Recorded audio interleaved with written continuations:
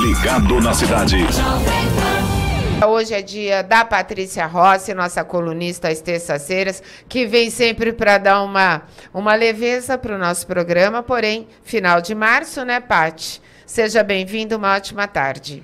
Muito obrigada, Rô, muito obrigada, Alex, o Pinguim, Matheus, o Éden e a toda a nossa audiência. É um prazer estar aqui com vocês. Obrigada, Paty. Deixa eu só fazer uma correção. Paulo César, valeu, obrigado. É que eu recebi aqui no WhatsApp correndo, tá? É Rua 13 de Maio com Cussi Júnior e não Bandeirantes. Eu sempre confundo Cussi e Bandeirantes, que é tudo ali próximo da região. Muito obrigada, viu, Paulo César? Deixa a gente conversar agora. Estava falando final de março. A gente já está acabando março, né? Passou voando o mês. Um mês que comemora-se o Dia Internacional, celebra-se o Dia Internacional da Mulher. E hoje, para fechar aí a participação da Paty neste mês de março, a gente escolheu um assunto bem legal, que são os padrões de comportamento e a violência, né? O agressor nasce agressor ou não, Patrícia Rossi? Rô, o agressor ele não nasce um agressor, exceto num caso de um psicopata clínico. Aí, um psicopata clínico, ele nasce um agressor. Mas o agressor, ele repete padrões. Então, um agressor, ele sempre está repetindo os padrões de educação que ele recebeu. Então, aquele que agride, o marido que agride, o companheiro que agride, o namorado que agride, ele vem de um ambiente onde ele viu essa agressão acontecer. Normalmente, a mãe já sofria de violência doméstica pelo pai, a avó já era agredida pelo seu avô, então ele só aprendeu esse comportamento. Então, exceto o psicopata clínico, o agressor, ele não nasce agressor, ele é ensinado a se tornar um agressor. Na verdade, existe um ciclo de violência, é isso? Esse ciclo de violência, a gente diz de violência contra a mulher. Então, ele funciona assim, tudo na vida da gente é por ciclos. E o ciclo da violência doméstica ou violência contra a mulher, ela segue esse padrão, esse ciclo. Então, assim, é sempre, o padrão é a tensão, a explosão e a lua de mel. E como é que funciona no processo da tensão? O processo da tensão é aquele momento onde a pessoa começa a querer ter o controle sobre a mulher, começa com crises de ciúme, começa a ter um comportamento excessivo, de controle excessivo sobre a mulher, causando ali uma tensão mesmo naquele relacionamento, que vai evoluir para o segundo passo, se a mulher ali, nesse primeiro momento, ela já não cortar esse padrão. O segundo passo seria a explosão ou ato da violência em si. Aí o que acontece? A violência física, a violência verbal, a violência psicológica, que força essa mulher a se esconder, ou a buscar ajuda, ou a se esconder junto com o parente, ou a fazer uma denúncia. E aí depois acontece o próximo ciclo, que é o padrão que se chama de o ato de arrependimento ou a lua de mel, que o agressor diz que se arrepende, pede uma nova chance, diz que vai procurar melhorar, buscar ajuda, e a mulher acaba cedendo ou por uma dependência emocional, ou por uma questão familiar, ou por uma questão financeira, sim, ou até mesmo social. E a gente vê muito isso, né, Patrícia? Isso. Tem muito disso. Mulheres que sofrem violência doméstica dentro e fora de casa e continuam com seus parceiros. Às vezes nem denunciam, né? Num primeiro momento fica com raiva, sai, vai lá, passa 2, 3 dias em algum lugar. A gente sabe que em Bauru existe um abrigo até para receber mulheres assim, ou algum familiar. Depois de 2, 3 dias ele pede desculpa, ou agressor, entre aspas, pede desculpa, né? E a mulher acaba voltando. E acaba sendo vítima de novo, né, da violência. E nesse caso, quando começa essa recorrência, o ciclo, do ciclo 1 para o ciclo 2 e para o terceiro ciclo, ele começa a ter um espaçamento muito pequeno. E aí já vai direto para o ciclo da agressão mesmo, se tornando cada vez mais agressivo, cada vez mais violento. Rô, eu trabalho com isso, eu tenho um instituto que lida com mulheres que sofrem de violência doméstica, sim, e vivem em área de vulnerabilidade, e é muito comum as mulheres mulheres não conseguir se enxergar dentro de um relacionamento abusivo, sofrendo de violência doméstica.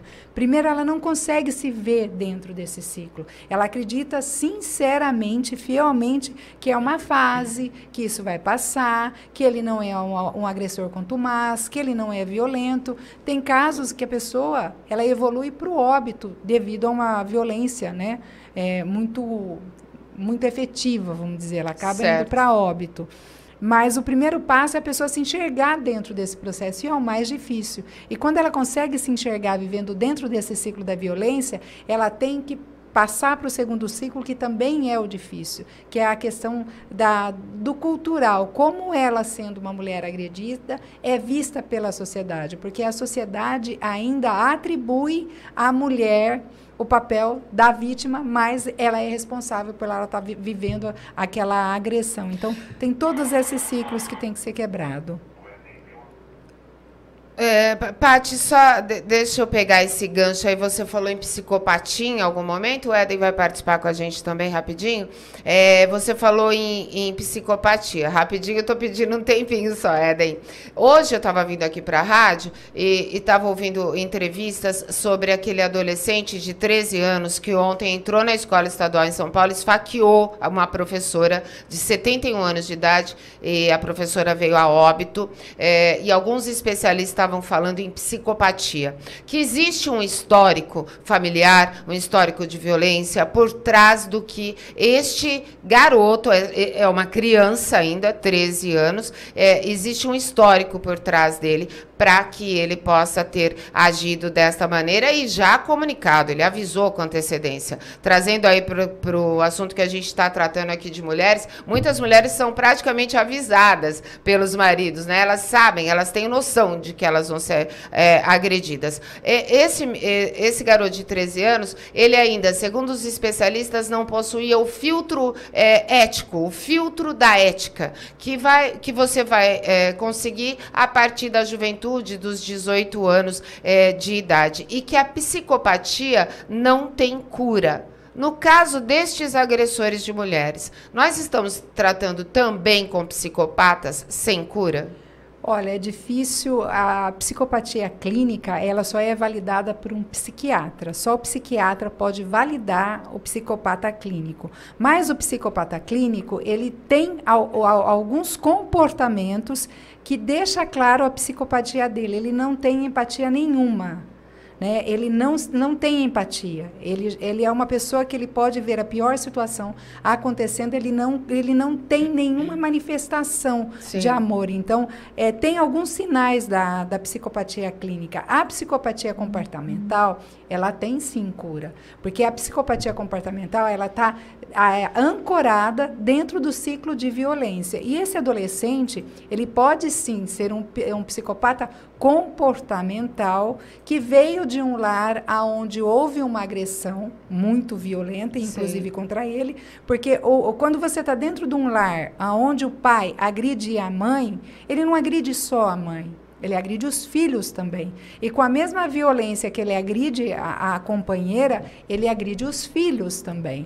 Né? Então, a criança, ela sofre duas vezes. Pela agressão, e aí vem a agressão física, e pela agressão emocional, tanto pela que a mãe está sofrendo, como a que ele está sofrendo também. Então, existe um reforço dentro da agressão. A única forma com que ele aprende a se defender é agredindo. E dependendo do estágio que ele está, aí ele pode realmente manifestar um grau de violência ainda maior por não ter os seus filtros estabelecidos, que Exato. Começa a ser salientado dentro do processo de adultecer, que a gente já falou lá atrás.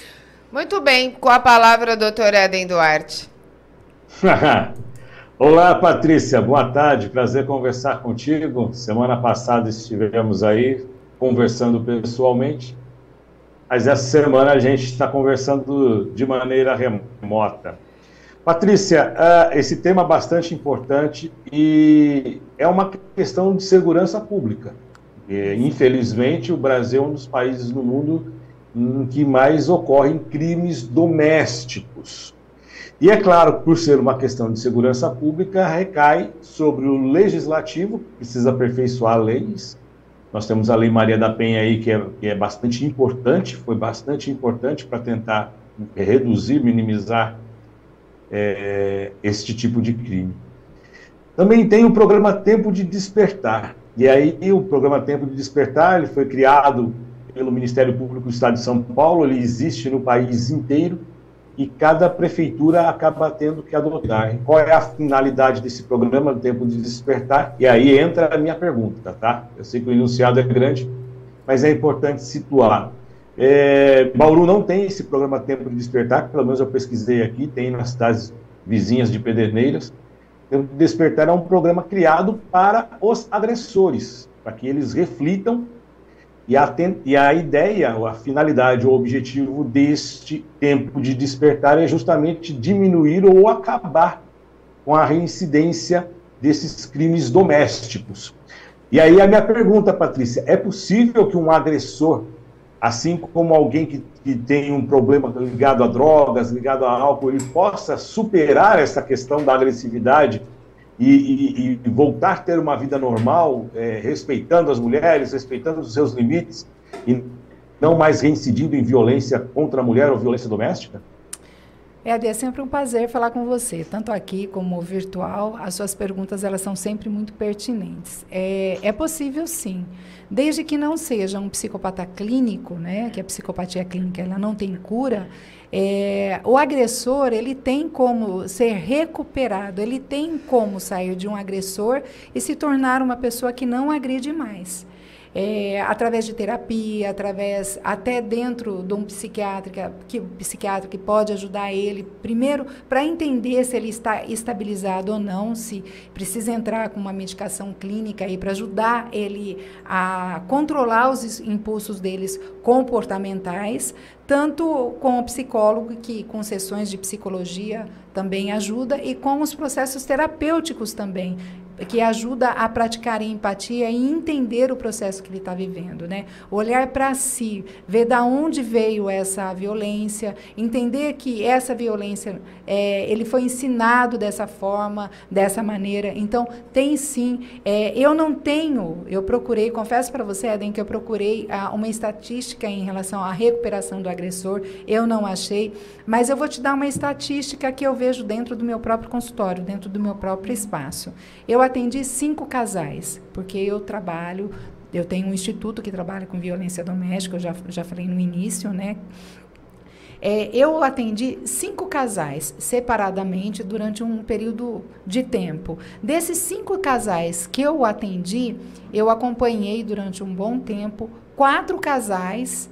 Eles se recuperaram dessa violência, porque não é só o homem que precisa se recuperar, a mulher também, ela precisa se recuperar. Então, com acompanhamento, com ferramentas, com medicação vinda do psiquiatra, que é só psiquiatra que pode clinicar medicamentos, você tem sim uma recuperação. Desses 5 casais que eu acompanhei, 4 tiveram uma recuperação, continua casado e ele parou de ser um agressor, né? E a mulher também, porque houve uma situação muito interessante que eu quero compartilhar com vocês. À medida que ele começou a deixar de ser um agressor, um desses casais que eu trabalhei, a mulher começou a se tornar uma agressora. Ela de vítima, ela se tornou uma algoz. E a gente precisou trabalhar também, porque ela também vinha de um ciclo de violência dentro da casa dela. Então, dentro desses parâmetros, de 5 casais que eu atendi, 4 se recuperaram, começaram a ter um casamento saudável,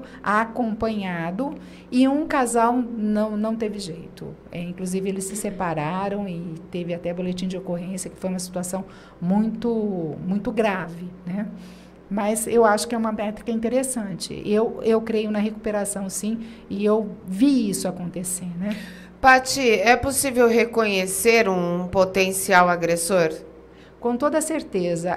Uma das coisas que eu falo quando eu trabalho com mulheres que sofrem de violência doméstica e a gente consegue quebrar esse ciclo é que não existe príncipe encantado. Todas as vezes que uma pessoa começa um relacionamento, que começa a querer agradar excessivamente, que começa a te cercar excessivamente, dizendo que te ama, que compra presentes, que tenta adivinhar as suas necessidades, que vai te buscar, que fica com atos assim, que é extremamente exacerbado, que parece que vive em função de te agradar, querendo te agradar a todo instante, eu digo para as meninas, corre que esse é um possível agressor. Porque, na realidade, quando você está num processo de construção de um relacionamento, você está... Tem muitos também que te monitoram, né? Te seguem, duvidam daquilo que você está falando, onde você esteve, quer olhar seu celular. Exato, são sinais. São sinais. Primeiro, ele começa a tentar adivinhar e atender todas as suas necessidades, se mostrando um príncipe encantado.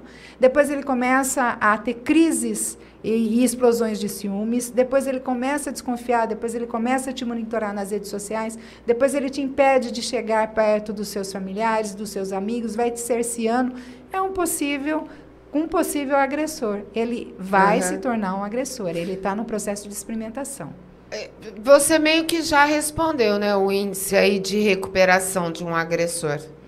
Desde que ele esteja disposto a se tratar e comprometido com isso, entendendo que ele está se tratando por ele e não pela sua companheira, o índice de recuperação é muito grande, Que bom, né, Paty? Pelo menos uma boa notícia, desde que haja vontade da pessoa se tratar também, né, Patrícia? Bom, a gente conversou aqui com a Patrícia Rossi. Mais algum apontamento, Eden Duarte? Fica à vontade. Olha, eu até teria, mas eu não consegui achar aqui a estatística. Também estou pesquisando aqui, eu não consegui achar a estatística. Eu vi uma manchete, mas que conseguiu reduzir até para 1% o número a reincidência entre homens agressores depois de passarem por este projeto que é chamado Tempo de Despertar, que foi criado pela promotora Gabriela Mansur. Que seria extremamente interessante termos por aqui também, né, Eden? Seria interessante porque é um projeto que acaba tendo que ser regulamentado pela cidade, porque precisa de um apoio do município, né, para ser implantado, precisa de estrutura de CAPs, por exemplo, para que seja implantado e esses homens possam participar deste projeto ou participar das sessões, que, se não me falha a memória, são sempre em grupos de agressores que, ou por determinação legal, Rosana, às vezes ele é agressor, foi a primeira vez que ele agrediu, e o juiz determina, olha, ao invés de ir para a cadeia, você tem que recuperação, é possível você deixar de ser agressor se você cumprir esse programa, como é feito em alguns usuários, algumas pessoas que têm algum problema com a justiça resolve com chamadas penas alternativas.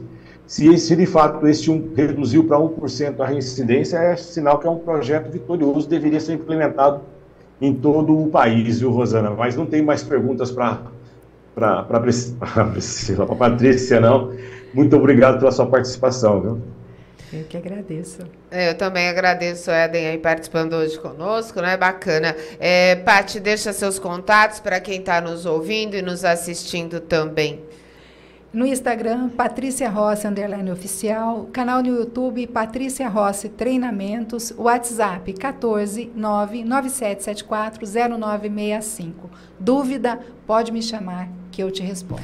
E legal, a gente conversou com a Patrícia Rossi, que é nossa colunista às terças-feiras, ela é analista comportamental, e para fechar o mês aí de março, né, com a participação da Paty, nós falamos sobre violência doméstica, focada mais para o lado do agressor, lembrando num país onde a cada 7 minutos uma mulher é assassinada e a cada 1 minuto uma mulher é estuprada. Não tem nada, né? Nós não temos nada que comemorar diante desses números aí no mês internacional da mulher, Paty. É importante a gente despertar e lutar pelos nossos interesses. É esse recado que eu quero deixar, com muita clareza. Bom, é sempre um prazer estar com vocês. Fiquem com Deus, sejam todos abençoados. Até a semana que vem. Obrigada, Paty. Até, um beijão para você, viu? Ligado na cidade.